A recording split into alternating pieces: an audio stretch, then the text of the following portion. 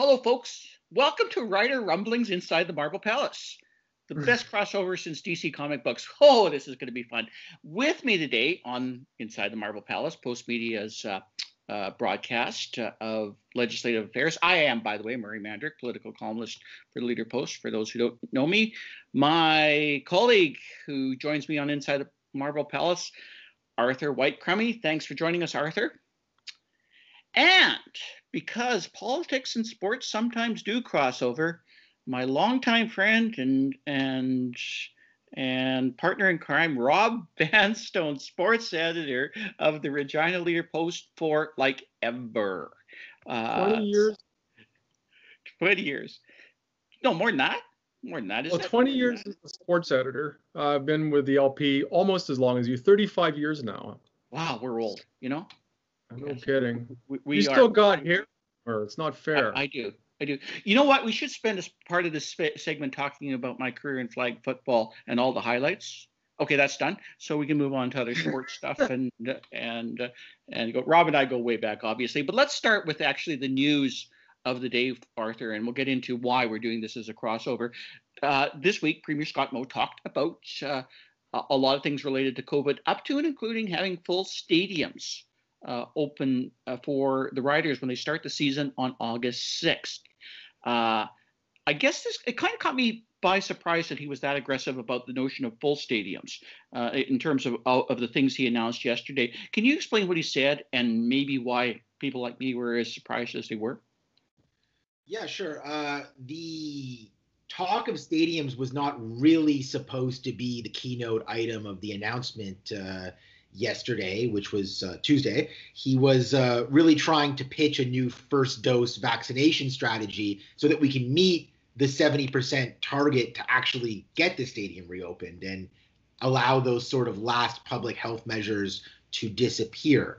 But when he had first sort of floated the idea of filling up Mosaic Stadium as a carrot to get people vaccinated, he was still kind of cautious about it. This was back in May. He said, maybe we won't get it right full up. It might be a gradual process. But when we asked him about that today, because we now have a lot more details about the CFL season, he said, it's going to get full up, pretty likely. He himself is going to be there for the first home game, he's hoping to. And he said, pretty likely it is going to be full up, because I know Saskatchewan people and they're going to want to see their Riders as soon as they're able to. He might bring a mask for times when he's uncomfortable, but he suspects that it's going to look pretty similar to a regular season game before the pandemic. So you're right, that was pretty aggressive. It was certainly pretty confident. I know that you tried to hold him to the fire and tried to hold Shahab to the fire about whether that's really something that is in keeping with the best public health advice, but I'll let you take it from there. Yeah, well, we'll get into that in a moment. It's interesting to me in terms of whether or not this is the right approach, but certainly the right approach for the Riders, isn't it, Robin?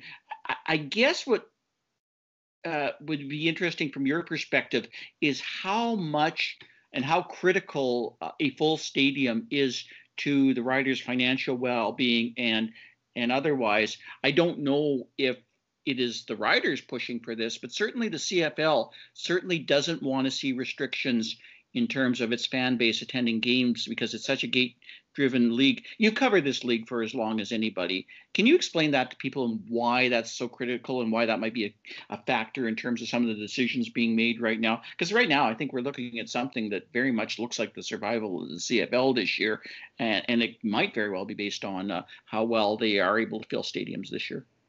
Well, if you look at professional sports leagues of larger dimensions, you're looking at the National Football League, National Hockey League, NBA, et cetera, Major League Baseball.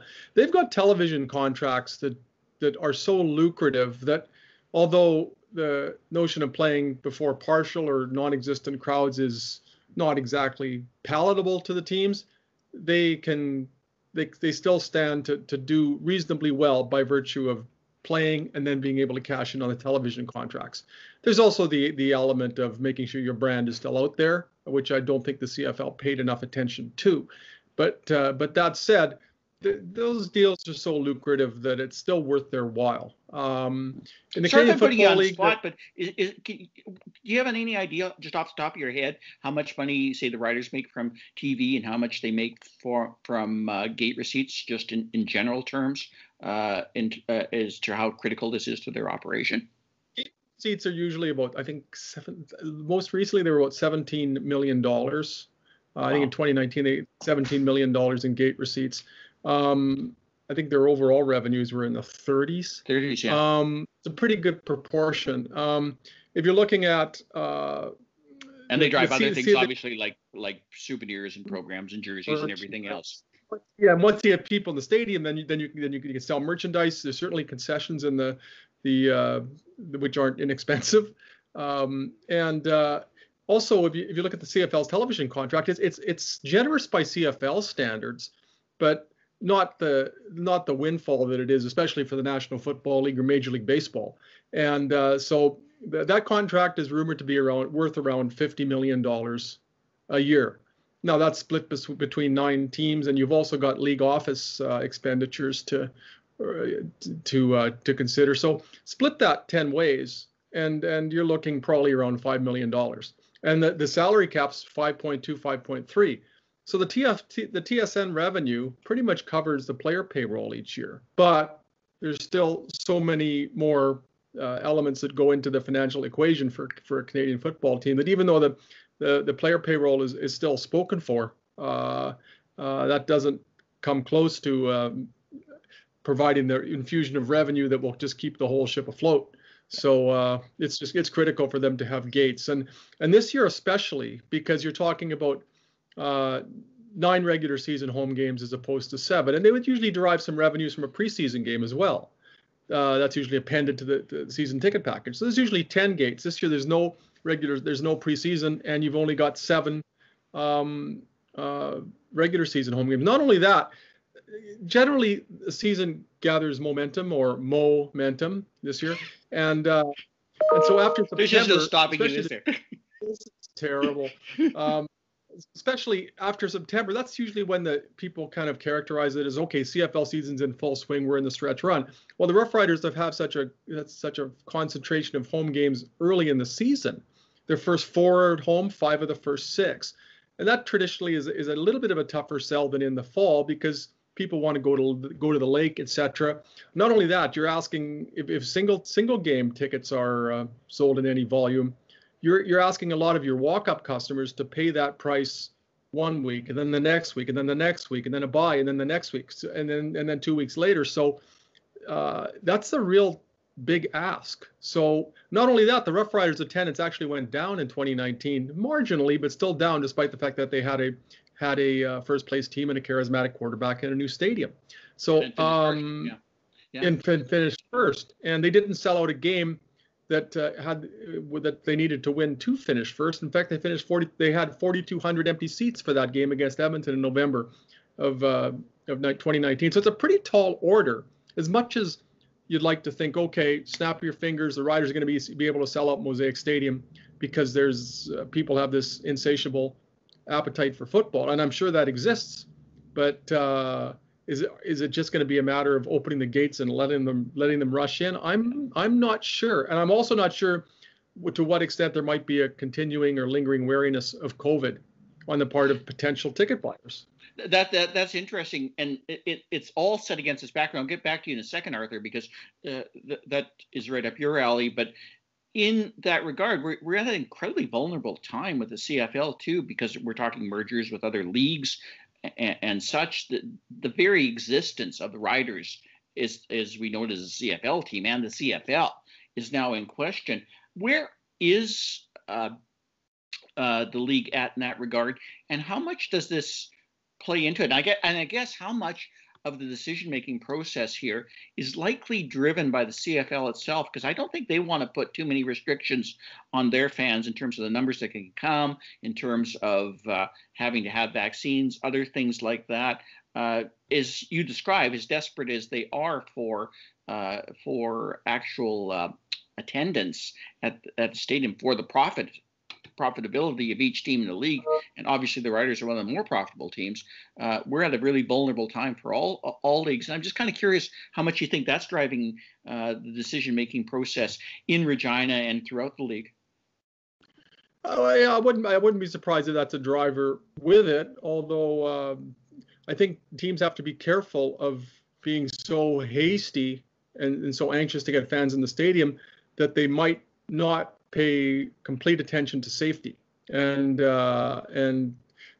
there's talk. I think Dave Naylor was talking about it on TSN that perhaps in Winnipeg there may be a requirement for proof of vaccination. There obviously isn't that expectation in Saskatchewan, but if I'm a fan and I'm walking into a stadium, I'd feel a lot more comfortable going in there knowing that there is a vaccine passport or some form of proof of vaccination, especially if you're sitting, in a stadium that accommodates 30,000 people and there's a complete stranger next to you. You have no way of knowing whether that person has been vaccinated. And what if that person really decides to intrude upon your personal space, as has been known to happen with spectators? And people get up and go here. People get up and go to the washroom, usually while a play is in progress, because people have no courtesy. So I'd feel a lot more comfortable walking into the stadium in Winnipeg if I knew everybody had been vaccinated. There doesn't seem to be that same mindset here. And there's a myriad issues emanating from that. But again, I go back to the wariness. If 70% of the people at Mosaic Stadium have been vaccinated, and the numbers kind of tell us what proportion of people would be vaccinated, are you worried about that 30%? It's COVID is still pretty formidable, and it's not going away anytime soon. And the vaccine isn't an absolute guarantee. Even if you've been vaccinated twice, there's not an absolute guarantee that you're not going to get it, as far as I understand. Like the percentages are in the 90s as far as the safety of it, but there's no 100%. So you put all those together, and is COVID going to be an opponent as much as the Bombers, the Tiger Cats, or the Stampeders might be? This is an interesting point. Let's get back to Arthur in relation to this, because there were kind of explanations given by both Premier Scott Moe and Chief Medical Officer Shahab in terms of why they were doing this. But I think you're right. I didn't hear anything satisfactory when I asked Dr. Shahab directly, can you guarantee the safety of fans when they go in the stadium? Why technically would they be unable to do that? Because there are legitimate reasons at this particular point of not being able to guarantee much of anything when the league starts in a month from now in August, or 6 weeks from now in August 6th. But what was the explanation given at the press conference yesterday, Arthur, to better background people on where the government's mindset is right now on the issue of why they're taking the approach they are? Well, I don't think Dr. Shahab gave a direct answer to the safety of Rough Rider games in general, or of large stadium type events. He appeared to be speaking more generally and talking about the fact that with vaccines getting to the level that they're at and to the level that they're expected to be at by August, we're going to get to a situation where COVID is perhaps no longer an acute pandemic in the province, but an endemic disease. And I found this kind of interesting. Something that's sort of low burning, omnipresent, with us for the long haul, but no longer something that's presenting a risk of leading to the collapse of the health system, for example. Something like the flu, something that we just have to live with. And that's the way that he explained it, in precisely those words. We need to learn how to live with COVID and have something approaching normal life, because COVID, even if we get it under control at a low burn here, there's still going to be a pandemic elsewhere in the world. I mean, we're seeing what's happening in India. There's countries in Africa that continue to have issues. Obviously, vaccination rates are nowhere near as high there as they are here. So we're going to continue to see cases pop up here and there. Hopefully, we're able to stamp them out quickly through the kind of contact tracing that we were able to do during the summer, and we're able to avoid these kinds of super spreader events. But he didn't really address your question about whether he could recommend to people that Rough Rider games with 30,000 people in the stands are safe. Scott Moe got a little bit closer to that. He said, no, we're not going to get to a situation where everyone there is vaccinated. Clearly not envisioning something like the vaccine passport situation that Rob was talking about over in Winnipeg. But most people, a very large portion will have their first dose, he said, and many will have both doses. And he seemed to find that satisfactory.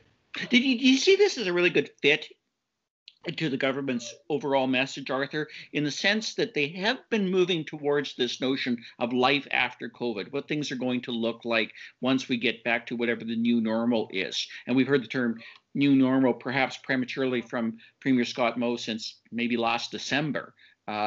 But we're getting there. If we look at the caseload today, yesterday I believe it was less than 50 for the first time since November 4th, I think, and that was basically when we started to go up on the first wave or second wave, I guess, in terms of the peak.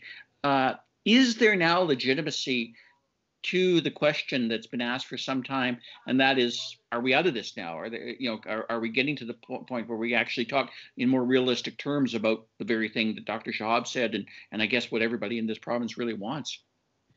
It's certainly feeling that way. I think that it's starting to feel a bit like it was in the summer, where COVID was still a threat.